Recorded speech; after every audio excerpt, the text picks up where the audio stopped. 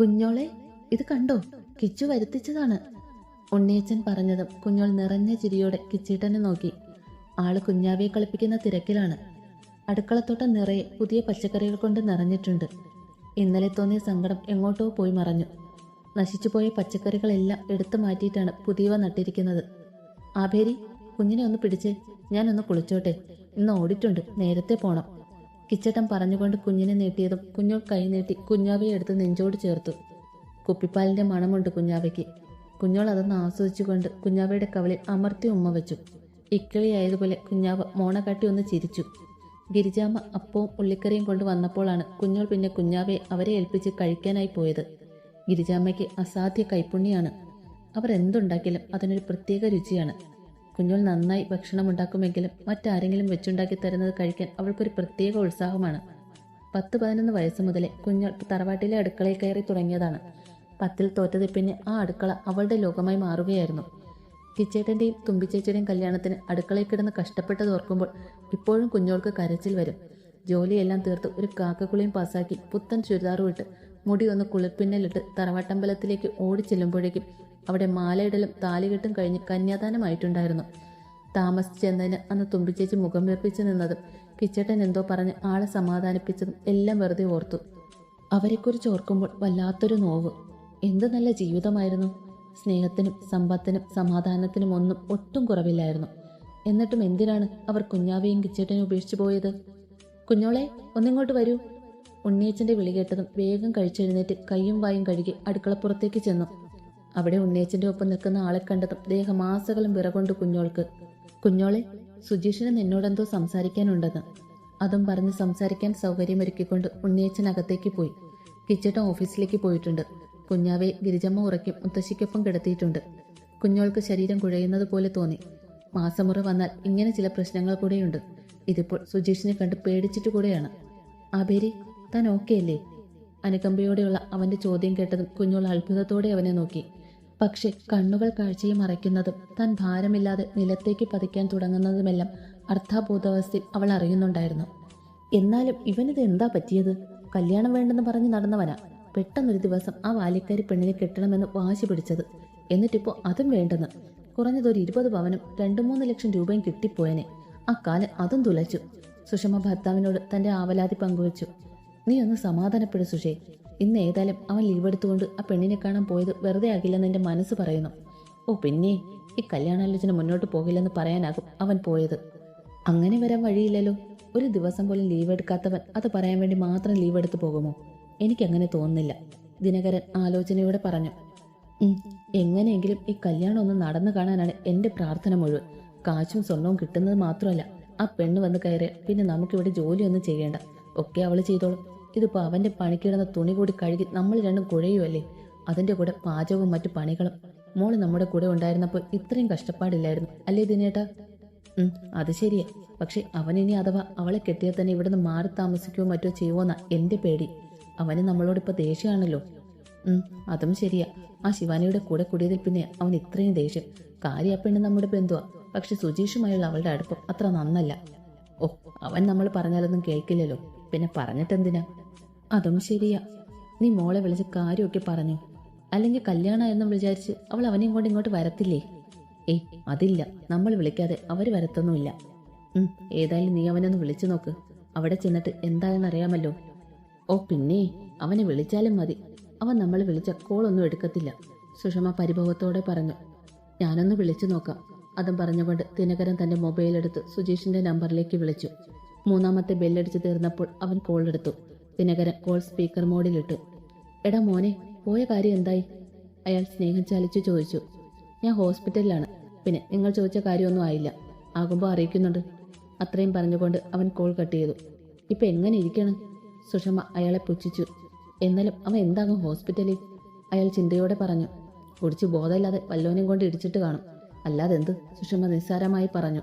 സുജീഷിനെ പോലെ ഒരു പയ്യനെ കിട്ടാൻ സുഹൃതം ചെയ്യണം അല്ലേ ഉണ്ണി? അതെ അതെ നാരായണിയമ്മേ. കുഞ്ഞോളെയും എടുത്ത് പൊക്കിയുള്ള അവന്റെ ഓട്ടം ഒന്ന് കാണണമായിരുന്നു. നമ്മളെ കുഞ്ഞോള് ഭാഗ്യവതിയാണ്. കുഞ്ഞോളെ അവൻ പൊന്നുപോലെ നോക്കിക്കോളും. അതെ, അവനെപ്പറ്റി അന്വേഷിച്ചപ്പോൾ കുറച്ച് ദേഷ്യക്കാരനാണെന്ന ഒരു കുറ്റമേ കേട്ടുള്ളൂ. ഇത്തിരി ദേഷ്യമൊക്കെ ആൺകുട്ടികൾക്ക് നല്ലതാ. കിച്ചുനെ പോലെ പാവമാകരുത്. എൻ്റെ കിച്ചു ഒരു പാവമായതുകൊണ്ടല്ലേ ആ രാക്ഷസിന്റെ കുട്ടിയെ പറ്റിച്ചത്. പറഞ്ഞു കഴിഞ്ഞതും നാരായണി മുത്തശ്ശി വിതുമ്പിപ്പോയിരുന്നു. അവർ പറഞ്ഞതൊക്കെയും കേട്ട് വല്ലാത്ത അവസ്ഥയിൽ കണ്ണുകൾ ഇറുകെ അടച്ചു കിടന്നു കുഞ്ഞോൾ. ആബേരിക്ക് എന്താ പറ്റിയത് ഉണ്ണിയങ്കിൾ? വൈകുന്നേരം ഓഫീസിൽ നിന്നും വന്നപ്പോഴാണ് കുഞ്ഞോൾ ആശുപത്രിയിലായിരുന്നു എന്നും ഇപ്പോൾ തിരികെ വന്നതേ ഉള്ളൂ എന്നും ഉണ്ണി കിച്ചുവിനോട് പറഞ്ഞത്. അപ്പോഴാണ് അവൻ്റെ ഈ ചോദ്യം. ഒന്നും പറയേണ്ട കുട്ടിയെ, കുഞ്ഞോളെ കാണാൻ കാലത്ത് തന്നെ സുജീഷ് ഇവിടെ വന്നിട്ടുണ്ടായിരുന്നു. അപ്പോഴാ കുഞ്ഞോള് തലകറങ്ങി വീണത്. അവൻ തന്നെ ഹോസ്പിറ്റലിൽ എത്തിച്ചത്, വൈകുന്നേരം ഇവിടെ തിരിച്ചു കൊണ്ടുവന്നാക്കിയതും. അതും പറഞ്ഞുകൊണ്ട് അയാൾ മുറ്റത്തേക്ക് ഇറങ്ങിപ്പോയി. എന്നാൽ അയാൾ പറഞ്ഞത് കേട്ട് തരിച്ചു നിന്നുപോയി കിച്ചു. അവൻ്റെ മനസ്സിൽ കുഞ്ഞോളെ സുജീഷ് ഉപദ്രവിച്ചിട്ടുണ്ടാകുമോ എന്ന ചിന്തയായിരുന്നു അന്നേരം. മനസ്സിലേക്ക് അന്ന് രാത്രി പേടിച്ചിരണ്ട മുഖത്തോടെ വന്ന് വാതിൽ തുറന്നു തന്ന കുഞ്ഞോളും ഉറക്കമില്ലാതെ കിടന്നപ്പോൾ താൻ പുറത്തേക്കിറങ്ങിയതും കുഞ്ഞോളുടെ മുറി ലക്ഷ്യമാക്കി തറവാടിന്റെ ഓട് പൊളിക്കാൻ ശ്രമിക്കുന്ന സുജീഷും തന്നെ കണ്ട് ഇറങ്ങി ഓടാൻ ശ്രമിച്ച അവനെ അടുക്കളത്തോട്ടത്തിലിട്ട് തല്ലിച്ചതച്ചതും എല്ലാം ഒരു ചലച്ചിത്രം എന്നതുപോലെ കടന്നു വന്നു. തലയൊന്ന് കുടഞ്ഞുകൊണ്ട് അവൻ നേരെ കുഞ്ഞോളുടെ മുറിയിലേക്ക് പോയി. ചെല്ലുമ്പോൾ കുഞ്ഞിനെ മാറോട് ചേർത്തുറക്കുന്നവളെയാണ് കണ്ടത്. ആബേരി, അവൻ വാതിൽക്ക് നിന്നുകൊണ്ട് വിളിച്ചു. അവളൊരു ഞെട്ടലോടെ കണ്ണു തുറന്നു നോക്കി. വാതിൽക്ക് കിച്ചേട്ട നിൽക്കുന്നത് കണ്ടതും പരിഭ്രമത്തോടെ അവൾ കുഞ്ഞിനെ നോക്കി. അത് കണ്ടതും എന്തോ മനസ്സിലായതുപോലെ കിച്ചു തിരിഞ്ഞു നിന്നു. അവൾ പെട്ടെന്ന് കുഞ്ഞിനെ മാറി നിന്നും അകറ്റി സാരി നേരെ പിടിച്ചിട്ടു. പിന്നെ കുഞ്ഞിനെ ബെഡിലേക്ക് കിടത്തി. എന്നിട്ട് എഴുന്നേറ്റ് കിച്ചേട്ടൻ്റെ അരികിലേക്ക് ചെന്നു. അവൾ അരികിലെത്തിയതും കിച്ചു തിരിഞ്ഞവളെ നോക്കി. വാടിത്തളർന്ന മുഖവുമായി നിൽക്കുന്നവളെ കണ്ടതും അവൻ്റെ ഉള്ളൊന്ന് പിടഞ്ഞു. അത് കിച്ചേട്ടാ, കുഞ്ഞാവ മുത്താച്ചിയുടെ കയ്യിലിരുന്ന് ഉറങ്ങിയില്ല, അതാ ഞാൻ. അവൾ ബാക്കി പറയാൻ കഴിയാതെ മുഖം കുനിച്ചു നിന്നു. അയിനോ ആബേരി, അയിനോ. ആ, അത് വിടൂ. ഇന്ന് ശരിക്കും എന്താണ് സംഭവിച്ചത്? ഇപ്പൊ താൻ ഓക്കെ അല്ലേ? ഓക്കെയാണ് കിച്ചേട്ടാ. എനിക്ക് സുഖമില്ലായിരുന്നു, അതാ തളർന്നു വീണത്. അവൻ ആ സുജീഷ് ഇവിടെ വന്നിരുന്നോ? അത് ചോദിക്കാതെ ഇരിക്കാൻ കഴിഞ്ഞില്ല കിച്ചുവിന്. ആ പേര് കേട്ടതും ഒരു ഞെട്ടലുളവായി അവളിൽ. അത് കിച്ചു കാണുകയും ചെയ്തു. വന്നിരുന്നു. എന്നിട്ട് എന്താ പറഞ്ഞത്? ഒന്നും പറഞ്ഞില്ല. അതിനു മുമ്പ് ഞാൻ തളർന്നു വീണു പോയിരുന്നു. ആ, കിച്ചു ഒന്നും നെടുവേർപ്പെട്ടു. എന്താ കിച്ചേട്ടാ ചോദിച്ചത്? വെറുതെ ചോദിച്ചതാ. എന്നാൽ താൻ പോയി കിടന്നോളൂ, കുഞ്ഞിനെ ഞാൻ കൊണ്ടുപോയിക്കോട്ടെ. സ്വന്തം കുഞ്ഞിനെ എടുത്തുകൊണ്ട് പോകാൻ തന്നോട് അഭിപ്രായം ചോദിക്കുന്നവനെ അവൾ അമ്പരപ്പോടെ നോക്കി. അവളുടെ നോട്ടത്തിന്റെ അർത്ഥം മനസ്സിലായതുപോൾ അവനൊന്ന് ചിരിച്ചു. ആബേരി, പ്രസവിച്ചില്ലെങ്കിൽ കൂടി ഒരു കുഞ്ഞിനെ മുലയൂട്ടിയോ അല്ലാതെയോ വളർത്തുന്നവരാണ് ആ കുഞ്ഞിന്റെ അമ്മ. അങ്ങനെ വരുമ്പോൾ ഇല്ലാത്ത മുലയൂട്ടി എൻ്റെ കുഞ്ഞിനെ വളർത്തുന്ന ആബേരിയാണ് ഇപ്പം എൻ്റെ കുഞ്ഞിന്റെ അമ്മ. അല്ലാതെ മുലക്കുടി മാറാത്ത കുഞ്ഞിനെ ഉപേക്ഷിച്ച് സ്വന്തം സുഖം നോക്കിപ്പോയ അവളല്ല. അതുകൊണ്ടാണ് ഞാൻ തന്നോട് അഭിപ്രായം ചോദിച്ചത് എന്ന് കരുതി എക്കാലവും എൻ്റെ കുഞ്ഞിന്റെ അമ്മയെ താൻ ഇവിടെ കാണണമെന്ന് എനിക്കൊരു നിർബന്ധവും ഇല്ല. താമസിയാതെ കല്യാണം കഴിഞ്ഞ് താൻ ഇവിടെ നിന്ന് പോവുകയും ചെയ്യില്ലേ? അത് കേട്ടപ്പോൾ മാത്രം അവൾ അവനെ നോക്കി വേദനയോടെ ചിരിച്ചു. കിച്ചേട്ടൻ്റെ കുഞ്ഞിന്റെ അമ്മ മാത്രമായി ഇവിടെ തന്നെ കഴിയാനാണ് എനിക്ക് ആഗ്രഹമെന്നും സുജീഷ് ദുഷ്ടനാണെന്നും അവനുമായുള്ള വിവാഹത്തിന് തനിക്ക് ഇഷ്ടമില്ലെന്നും കിച്ചേട്ടനോട് ഉറക്കെ വിളിച്ച് പറയാൻ തോന്നിപ്പോയി അവൾക്ക്. കുഞ്ഞോളെ, ദേ മേലിത്തുണ്ടിൽ ശിവാനി നിന്നെ കാണാൻ വന്നിരിക്കുന്നു, ഒന്നിങ്ങോട്ട് വന്നേ. ഉണ്ണിയച്ചൻ ഉറക്കെ വിളിച്ച് പറഞ്ഞപ്പോൾ മടക്കിക്കൊണ്ടിരുന്ന സാരി ബെഡിൽ വെച്ചിട്ട് കുഞ്ഞോൾ വേഗം പുറത്തേക്ക് ഇറങ്ങി. അവൾക്ക് വല്ലാത്ത ഭയം തോന്നുന്നുണ്ടായിരുന്നു. സുജീഷ് പറഞ്ഞു വിട്ടതാകും ശിവാനി എന്ന് അവൾക്ക് ഉറപ്പുണ്ടായിരുന്നു. കുഞ്ഞോളെ കണ്ടതും ശിവാനി ഓടി അവൾക്കരികിലെത്തി. കുഞ്ഞോളെ, നിന്റെ നല്ലതിനു വേണ്ടി പറയുവാ ഞാൻ. നീ ഒരിക്കലും സുജീഷുമായുള്ള വിവാഹത്തിന് സമ്മതിക്കരുത്. അവനൊരു ഫ്രോഡാണ്. നിനക്കറിയോ, ഇത്രയും കാലം വിവാഹ വാഗ്ദാനം നൽകി അവൻ എന്നെ ചതിക്കുകയായിരുന്നു. എന്നിട്ടിപ്പോൾ വെറും കറിവേപ്പില പോലെ എന്നെ വലിച്ചെറിഞ്ഞു. അത് മാത്രമല്ല, അവൻ്റെ അമ്മയെ കൊണ്ട് എന്നെ തെറിയും പറയിപ്പിച്ചു. ശിവാനി ഒറ്റ ശ്വാസത്തിൽ പറഞ്ഞു നിർത്തുമ്പോൾ കുഞ്ഞോൾ അവളെ പുച്ഛം നിറഞ്ഞ മുഖത്തോടെ ഒന്ന് നോക്കി. അന്ന് ശിവാനി ഇങ്ങനെയൊന്നും അല്ലല്ലോ എന്നോട് പറഞ്ഞത്. നെല്ലിക്കുന്നത്തെ സുജീഷിനെ കെട്ടാൻ ഭാഗ്യം ചെയ്യണമെന്നോ മറ്റോ അല്ലേ? അതേ പുച്ഛത്തോടെ തന്നെ കുഞ്ഞോൾ ശിവാനിയെ നോക്കി ചോദിച്ചു. അത് കുഞ്ഞോളെ, അതൊക്കെ അവൻ എന്നെ ഭീഷണിപ്പെടുത്തി പറയിച്ചതാ. അങ്ങനെ പറഞ്ഞില്ലെങ്കിൽ അവൻ എന്നെ കെട്ടില്ലെന്ന് പറഞ്ഞു. പക്ഷെ പിന്നീടാണ് അവൻ്റെ യഥാർത്ഥ സ്വഭാവം ഞാൻ മനസ്സിലാക്കിയത്. ശരിക്കും അവനൊരു ഫ്രോഡാണ്. നീ എന്നൊന്ന് വിശ്വസിക്കൂ കുഞ്ഞോളെ. അയാൾ മോശമാണെന്ന് ശിവാനി പറയാതെ തന്നെ എനിക്കറിയാം. എന്നിട്ടും എന്തിനാ അവനെ കെട്ടാമെന്ന് നീ സമ്മതിച്ചത്? അതൊന്നുമില്ല. കുഞ്ഞോൾ അങ്ങനെ പറഞ്ഞുകൊണ്ട് നോട്ടം തെറ്റിച്ചു. കുഞ്ഞോളെ, സത്യം പറ, അവൻ എന്ത് പറഞ്ഞാണ് നിന്നെ ഭീഷണിപ്പെടുത്തി വെച്ചിരിക്കുന്നത്? ശിവാനിയുടെ ആ ചോദ്യത്തെ കുഞ്ഞോളൊന്ന് പതറിപ്പോയി. ഞാൻ അയാളുമായുള്ള വിവാഹത്തിന് സമ്മതിച്ചില്ലെങ്കിൽ അയാൾ എൻ്റെ മുത്തശ്ശിയെ കൊന്നുകളെ. പറഞ്ഞു തിരുമ്പോഴേക്കും വിതുമ്പിപ്പോയിരുന്നു കുഞ്ഞോൾ. ഏയ്, കരയില്ലേ കുഞ്ഞോളെ. ഞാൻ എങ്ങനെയെങ്കിലും നിന്നെ ഇതിൽ നിന്ന് രക്ഷിക്കും. നീ പേടിക്കാതെ. ശിവാനി, ഇതൊന്നും ആരോടും പറയരുത്. കിച്ചേട്ട അറിഞ്ഞ പിന്നെ എന്താ ഉണ്ടാവുക എന്ന് അറിയില്ല. ആൾക്കൊരു കുഞ്ഞുള്ളതാണ്. ഞാൻ കാരണം ആർക്കും ഒന്നും സംഭവിക്കാൻ പാടില്ല. ഇല്ല കുഞ്ഞോളെ, ഞാനായിട്ടൊന്നും ആരെയും അറിയിക്കില്ല. നീ സമാധാനമായിട്ടിരിക്കെ. നിന്നോട് സുജീഷിന് വിരോധമൊന്നുമില്ല. കിച്ചുവണ്ണനോടുള്ള പക നിന്നോട് തീർക്കാൻ ശ്രമിക്കുകയാണ്. എനിക്കറിയാം ശിവാനി, അയാൾ അന്ന് എന്നോട് എല്ലാം പറഞ്ഞിരുന്നു. എന്നാൽ ഞാൻ പോവുക കുഞ്ഞോളെ. ചിലപ്പോൾ ഇന്നോ നാളെ അവൻ വീണ്ടും വീട്ടുകാരെയും കൂട്ടി വരാൻ ചാൻസ് ഉണ്ട്. നീ കരുതിയിരിക്കണം. അത് കേട്ടതും കുഞ്ഞോളൊന്ന് പേടിച്ചു. പേടിക്കേണ്ട കുഞ്ഞോളെ, ഈശ്വരൻ നിന്നെ കാത്തോളും പറഞ്ഞുകൊണ്ട് ശിവാനി തിരിഞ്ഞു നടന്നു. ഓഫീസിൽ നിന്ന് വന്നതും കുഞ്ഞിനെ പോലും ഒന്നും നോക്കാതെ നേരെ റൂമിൽ പോയി കിടന്നതാണ് കിച്ചു. അവനെ വിളിച്ചുകൊണ്ട് വരാൻ മുത്തശ്ശിയാണ് കുഞ്ഞോളെ പറഞ്ഞു വിട്ടത്. വാതിൽക്കലെത്തി അല്പനേരം ചിന്തയോടെ നിന്നു കുഞ്ഞോൾ. കിച്ചേട്ടൻ ദേഷ്യപ്പെട്ടാലോ എന്നൊരു ഭയമുണ്ട്. ഇനി സുജേഷിന്റെ കാര്യം എന്തെങ്കിലും അറിഞ്ഞിട്ടുണ്ടാവോ? അതായിരുന്നു അവളുടെ പേടി മുഴുവൻ. പിന്നെ രണ്ടും കൽപ്പിച്ചവർ ഡോറിൽ മുട്ടി. കയറിപ്പോരെ അഭിരി. അകത്തു നിന്ന് കിച്ചുവിന്റെ തളർന്ന സ്വരം കേട്ടതും അവൾ വേഗം അകത്തേക്ക് ചെന്നു. എന്തു പറ്റി കിച്ചേട്ടാ? അവൾ വേവലാതിയോടെ ചോദിച്ചു. ഒന്നുമില്ലടോ, ചെറിയൊരു തലവേദന. ആണോ? ഞാനൊരു കട്ട ഇട്ടുകൊണ്ട് വരാട്ടോ, അത് കുടിക്കുമ്പോൾ തലവേദന മാറും പറഞ്ഞുകൊണ്ട് കുഞ്ഞോൾ തിരികെ നടക്കാൻ തുടങ്ങിയതും ആൾ എണീറ്റിരുന്നു കൊണ്ട് കുഞ്ഞോളുടെ കയ്യിൽ പിടിച്ചു നിർത്തി. അവൾ അത്ഭുതവും പേടിയും നിറഞ്ഞ മിഴികളോടെ കൂടി അവനെ നോക്കി. ആബേരി, തനിക്ക് എന്നോട് എന്തെങ്കിലും പറയാനുണ്ടോ?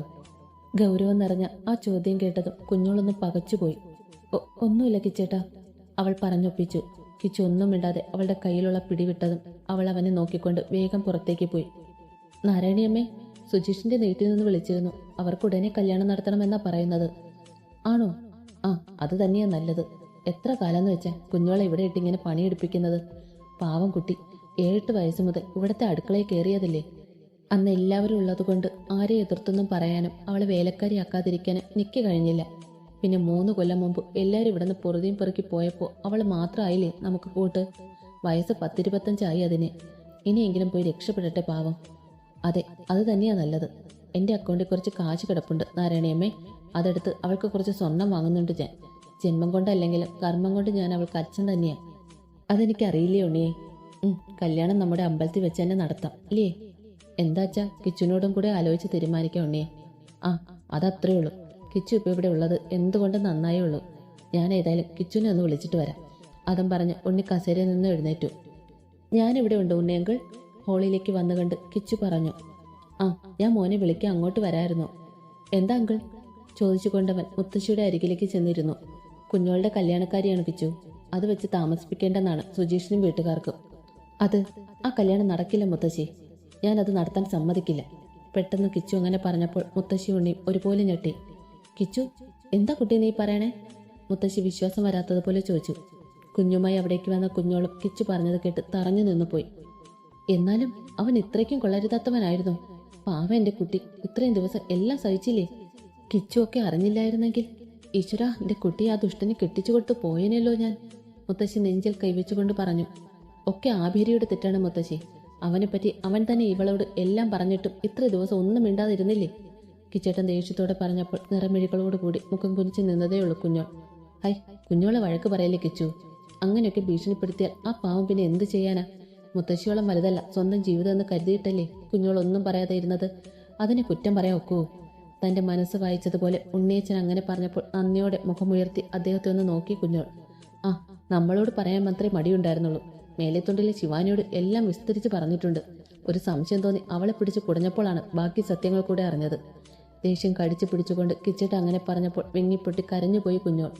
ഉണ്ണിയച്ചനും മുത്തശ്ശിയും സമാധാനിപ്പിക്കുമ്പോഴും ആള് ദേഷ്യത്തോടെ നോക്കി നിന്നതേയുള്ളൂ. കുറച്ചു കഴിഞ്ഞ് കിച്ചേട്ട ഒന്നും മിണ്ടാതെ മുത്തശ്ശിയുടെ കയ്യിലിരുന്ന കുഞ്ഞിനെ എടുത്തുകൊണ്ട് മുകളിലേക്ക് പോയി. ആ പോയ വഴി സങ്കടത്തോടെ നോക്കി നിന്നതുകൊണ്ടാവണം ഉണ്ണിയച്ചൻ ഒരു ചിരിയോടെ പറഞ്ഞത്. കിച്ചുവിന് ദേഷ്യമായിട്ടുണ്ട്. സാരമില്ല, കുറച്ചു കഴിയുമ്പോൾ ശരിയായിക്കോളും. മുത്തശ്ശിയും അതിന് ശരിവെച്ചുകൊണ്ട് തലയാട്ടി. അന്നത്തെ ദിവസം ആരും പിന്നെ തമ്മിൽ കാണുകയോ സംസാരിക്കുകയോ ഉണ്ടായില്ല.